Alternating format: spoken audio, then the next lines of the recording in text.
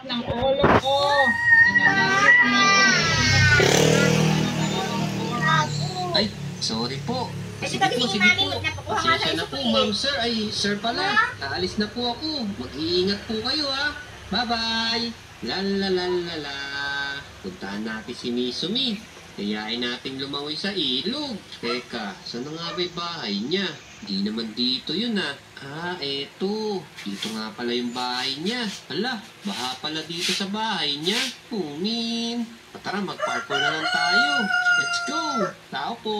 May tao po ba dyan? Misumi! Hala guys, wala sumasagot ah. Mabuti pa, buksan na natin pintuan.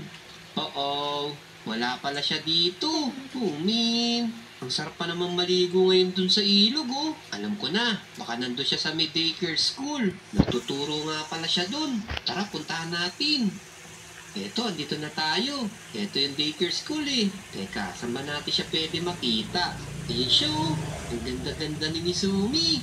Ala, ang dami pala niyang tinuturuan oh. Mukhang nakikinig sa kanya lahat.